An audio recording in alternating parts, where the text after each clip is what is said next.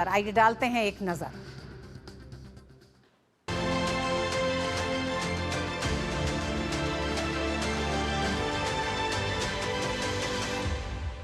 बेटी बचाओ बेटी पढ़ाओ योजना को आज 10 साल पूरे हो चुके हैं। इन 10 सालों में इस योजना ने बेमिसाल काम किया है। कैसे इस योजना की शुरुआत रही और क्या कुछ इस योजना में रहा है, आइए जानते हैं। 22 जनवरी 2015 को प्रधानमंत्री नरेंद्र मोदी ने हरियाणा के पानीपत में 100 करोड़ की फंडिंग के साथ बेटी बचाओ बेटी पढ़ाओ योजना की शुरुआत की।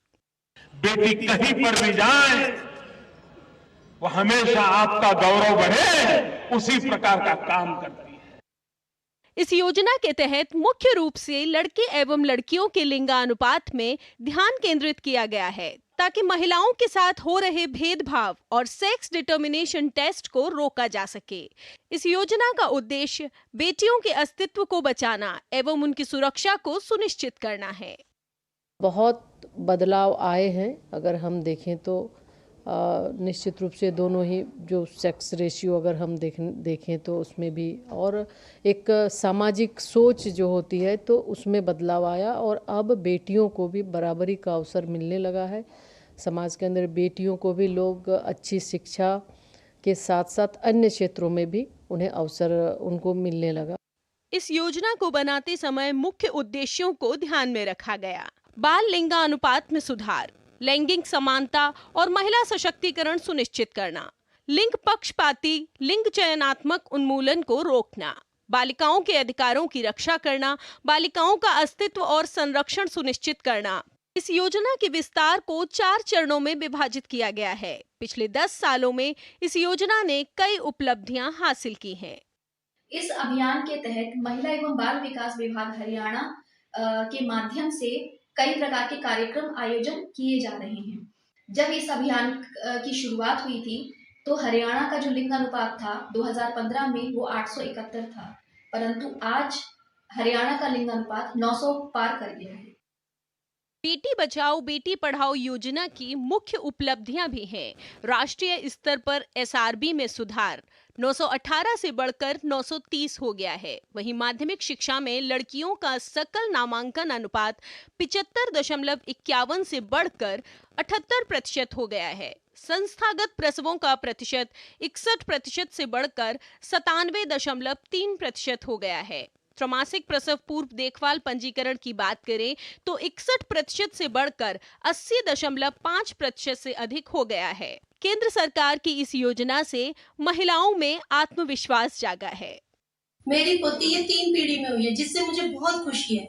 मैंने इसकी खुशी में कुआं पूजन भी करवाया था। जो प्रधानमंत्री मोदी जी के बेटी बचाओ बेटी पढ़ाई का जो अभियान है उससे लोगों में बहुत बदलाव आया है, जिससे लड़कियां अब काफी आगे तक बढ़ गई हैं।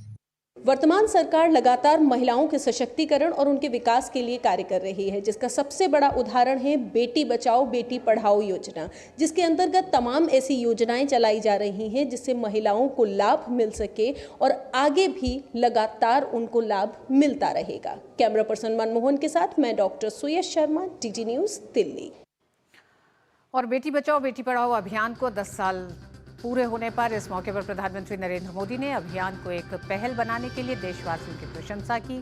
पीएम मोदी ने सोशल मीडिया प्लेटफॉर्म एक्स पर लिखा कि आज हम बेटी बचाओ बेटी पढ़ाओ अभियान के 10 साल पूरे होने का जश्न मना रहे हैं। पिछले 1 दशक में ये लोगों की तरफ से संचालित एक परिवर्तनकारी पहल बन गई है और इसने सभी क्षेत्रों के लोगों की भागीदारी को आकर्षित किया है। पीएम मोदी अपने पोस्ट में लिखा कि विभिन्न सामुदायिक सेवा संस्थान और लोगों के समर्पित प्रयास की वजह से बेटी बचाओ बेटी पढ़ाओ योजना ने शानदार उपलब्धि हासिल की है। व्यापक रूप से कम बाल लिंग अनुपात में पीछे रहे जिलों में भी इस योजना की वजह से महत्वपूर्ण सुधार हुआ है और जागरूकता अभियान की वजह से लैंगिक समानता की अहमियत को लेकर समाज में एक गहरी समझ विकसित हुई है। पीएम मोदी ने देशवासियों के सामने नया संकल्प रखते हुए कहा, मैं उन सभी हितधारकों की सराहना करता हूं जिन्होंने इस आंदोलन को जमीनी स्तर पर जीवंत बनाया है।